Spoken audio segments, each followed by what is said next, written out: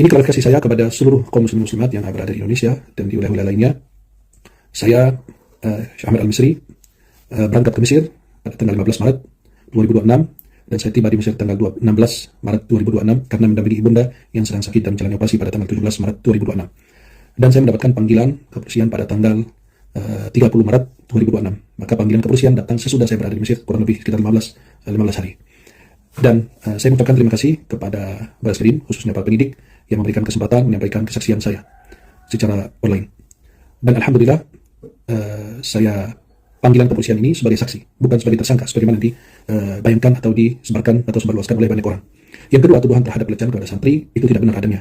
Maka mohon teliti karena bukti-bukti yang saya punya sudah saya serahkan kepada kuasa hukum saya untuk menyerahkannya kepada pihak yang berwenang. Dan juga ada saksi-saksinya. Yang terakhir, tuduhan fitnah yang sangat kejam, yang sangat melukai hati saya dan setiap orang muslim adalah fitnah terhadap Rasulullah Muhammad SAW melakukan pelecehan kepada Sayyidina Ali bin Abi Thalib radhiyallahu anhu, naudzubillah min dzalik, dan Imam Asy-Syafi'i rahimahullah taala radhiyallahu anhu, bahwasanya beliau kalau masih ada di zaman sekarang bisa ikut menonton video yang tidak senonoh.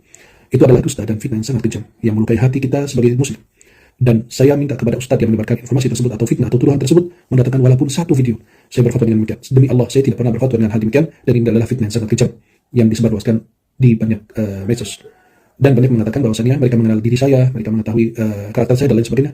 Orang-orang tersebut tidak pernah berjumpa dengan saya, bertemu saya sekalipun, berkomunikasi waktu juga tidak pernah. Dan disayangkan banyak dai-dai yang menyebarluaskan fitnah-fitnah tersebut tanpa tabayun kepada saya, padahal nomor kontak saya ada sama mereka. Maka para jemaah yang Allah Subhanahu wa taala, seluruh kaum muslim muslimat, kita harus berhati-hati ketika kita menyampaikan suatu informasi. Boy, saksi pas lu minta maaf di rumah seorang kiai di Depok pas 11 April 2021 itu banyak banget. Lu udah hilang ingatan lu udah ngakui, lu kan udah ngakuin sendiri. Di situ, kalau minta maaf atas kebejakannya, sampai ya, itu sampai korban itu trauma loh, ngejedot-jedotin kepalanya ke tembok ya. Saking dia itu bener-bener shock lah, gitu loh. Buat apa korban ngejedotin ke tembok kalau bener-bener lu udah ngelakuin kayak gitu ya. Korban itu banyak, saksi udah bejiku. Dilaporin berkali-kali sama para ustadz, mental terus, licin banget. Saya menginformasikan bahwa saudara Sam Ahmad Misri sudah menjadi tersangka. Jadi tidak perlu lagi klarifikasi. Silahkan menghadap Mabes Polri untuk tindak lanjut kasus yang dilaporkan pada tanggal 28 November 2025. Terima kasih. Saya berharap ini semua tidak pernah terjadi. Tetapi kalau misal ini benar-benar terjadi, ya Allah, geram rasanya saya membaca. Nasallallahu alaihi wasallam. Ketika agama menjadi komoditi untuk mengambil keuntungan pribadi sembari menyakiti manusia lain. Yang ini kemudian efeknya adalah membuat religius trauma, membuat orang malah takut dengan agama. Bukan karena agamanya yang nyebelin, tetapi karena orang-orang yang membawa agama inilah yang nyebelin. Makanya Rasulullah SAW menyebutkan bahwa nanti di hari kiamat ada orang yang masuk neraka pertama kali. Itu bukan orang-orang yang menyemaksiat, tetapi justru muncul dari para ulamanya, dari para penghafal Al-Quran, dari para penceramah. Mereka masuk neraka. Kenapa? Karena mereka menggunakan ayat-ayat mereka bukan untuk Allah, bukan untuk diamalkan, tetapi untuk memanfaatkannya sebagai ladang popularitas atau untuk memanfaatkannya pada sesuatu yang bukan tepatnya.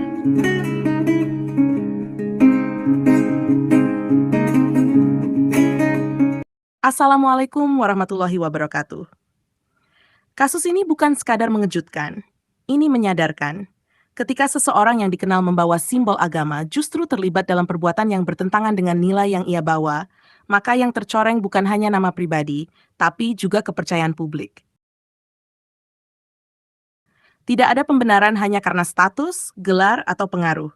Justru semakin tinggi posisi seseorang di mata umat, semakin besar tanggung jawab moralnya. Dan ketika itu dilanggar, maka kritik bukan kebencian, melainkan bentuk kepedulian terhadap kebenaran. Islam tidak pernah mengajarkan untuk membela kesalahan. Islam mengajarkan keadilan bahkan jika itu pahit. Yang korban yang terakhir itu disuruh nonton, ada videonya sama saya, disuruh nonton video. Ya, dia bilang nggak apa-apa kok kalau Imam Syafi'i dan Imam Maliki serta imam-imam madhab yang lain ya, masih hidup, dia juga akan nonton. Ya, yang saya sayangkan, kita ini semuanya pernah berbuat dosa, kita pernah, tapi jangan jual nama Nabi lah, ya kan? Mau agama apapun, mau siapapun, mau kepercayaan apapun, jangan bawa nama orang yang suci gitu kan, seperti itu gitu. Itu yang membuat saya nangis juga gitu. Dan saya sepakat sama Ustadz di sini, sama Ustadz Abi Faisal, Ustadz Abi Maki, Ustadz Fatih yang ada di grup juga ya. Antum juga ada hidup ya. Ya, pertama saya bilang tidak ada dendam. Saya mau nanganin kasus ini bukan dendam. Dan kedua tidak mau menjatuhkan orang. Yang ketiga bukan karena persaingan. Ya, saya nggak mau. Kalau ada persaingan, ada apa semua keluar. Saya nggak mau ikut campur seperti itu. Jadi ini karena pertama adalah melecehkan santri, yang kedua adalah menghina nama besar Nabi Muhammad SAW. Begitu juga imam-imam yang memang kita sangat agungkan, sangat muliakan. Seperti itu sih. Adalah lanjutan dari pelapor sendiri sudah ada bujukan diperiksa dan itu tambahan nanti next akan ada di BAP seperti apa? Pelapor sudah kemarin akhirnya dengan bujukan pengacaranya dia sudah mendapatkan panggilan 2 kali sebetulnya. Yang ketiga kita mau dipanggil sama Bareskrim, akhirnya dari pengacaranya itu minta, dari kuasa hukumnya minta untuk di Zoom, ya kan, akhirnya kemarin BAP Zoom pada hari Senin minggu lalu. Sudah saksi-saksi ya Ustaz ya, oke, ataupun saksi-saksi yang lain seperti apa? Sudah full semua karena udah tahapan penyidikan kan sekarang.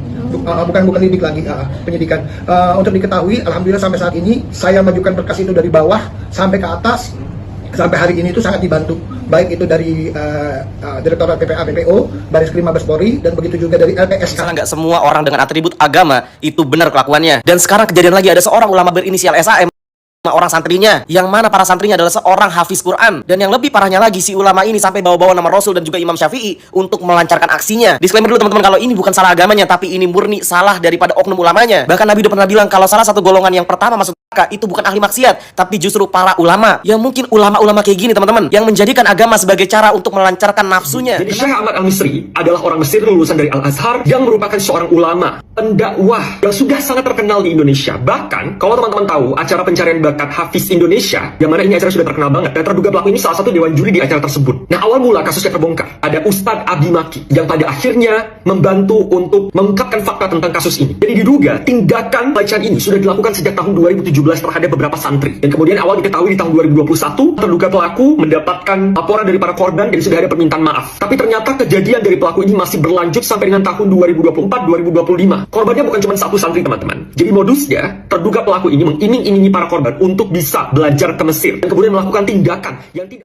terhadap para korban. Dan ketika melakukan tindakan tersebut, korban kemudian kaget dan bertanya, kenapa seorang ulama melakukan hal tersebut kepada dia? Dan teman-teman tahu apa yang dijawab oleh terduga pelaku ini? Beliau menyatakan bahwa Rasulullah itu juga melakukan tindakan tersebut kepada Ali bin Abi Thalib. Sudahlah melakukan pelecehan, membawa-bawa nama Rasulullah. Yang kedua, terduga pelaku ini mengajak beberapa korban untuk nonton video begituan, teman-teman. Dan videonya sesama jenis. Dan kemudian para korban yang merupakan santri ini bertanya kenapa diajak nonton tontonan seperti ini. Dan terduga pelaku menjawab, kalau Imam Syafi'i masih hidup, pasti dia juga akan menonton tontonan ini. Ini kasusnya sudah dilaporkan ke Bareskrim Polri. Saat ini terduga pelaku sudah tidak di Indonesia, lagi di Mesir, dugaannya. Mari kita bantu kawal kasus ini teman-teman, karena ini bukan permasalahan sepele. Ustazah Oki dari saksi. Dari saksi. Kenapa?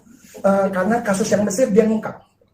Kasus yang di Mesir ini kejadiannya pada minggu terakhir bulan Agustus sampai dengan minggu pertama bulan September, artinya 14 hari. Selama 14 hari ini kejadian itu 11 hari berturut-turut. Baru-baru ini ada kasus seorang ustaz yang sangat terkenal, seorang hafiz Al-Quran melakukan kezaliman kepada anak-anak remaja lelaki mengikuti kaum Nabi Lut. Yang saya tanyakan bagaimana supaya kita bisa terhindar daripada kemaksiatan, sedangkan orang yang lebih alim dari saya saja masih belum selamat daripada kezaliman. Yes, ini berlaku. Kes ini sebenarnya berpunca daripada kaum Nabi Lut alaihissalam. Atatuna al-fahishata ma sabaqakum biha min ahadi minal alamin. Kau buat benda yang mungkar yang sebelum-sebelumnya tak pernah buat pun. Engkau yang first. Ternyata fitnah itu terus berjangkit dari zaman ke zaman sampai hari ini dan sampai hari kiamat. Dan yang terlibat bukan hanya orang awam, bahkan orang-orang alim, orang yang hafiz Al-Quran, ini juga terlibat. Sebab dia berjangkit lebih dahsyat daripada COVID-19. Itu sebabnya Nabi SAW katakan apa? Idza ra'aitum may ya'malu amala qaumi Lut faqtulul fa'ilu maf'ul bih. Kalau dalam Islam, seseorang yang melakukan amalan-amalan seperti kaum Nabi Lut, maka bunuh si pelaku dan juga mangsanya. Kalau dua-duanya sama-sama suka. Kalau yang satu lagi dipaksa itu lain. Dua-duanya sama-sama redha, dua-duanya dibunuh dalam hukum Islam. Sebab apa? Dia berjangkit. Orang yang melakukan seperti ini boleh jadi dia pernah menjadi mangsa yang lain dan dia ketagihan, akhirnya ketika itu dia mangsa yang orang lain. Sampai bila? Sampai dapat posisi. Ada peluang baru dia buat. Tak guna jemaah hafal 30 juzuk. Kalau ada pun Al-Quran 100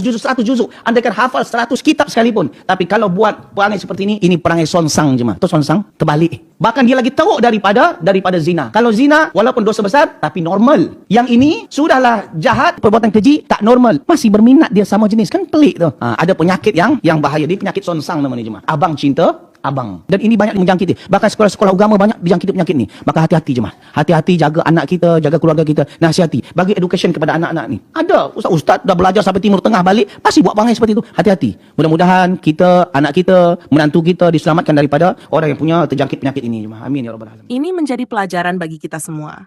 Jangan mudah mengkultuskan manusia dan jangan pula menutup mata dari kesalahan yang nyata.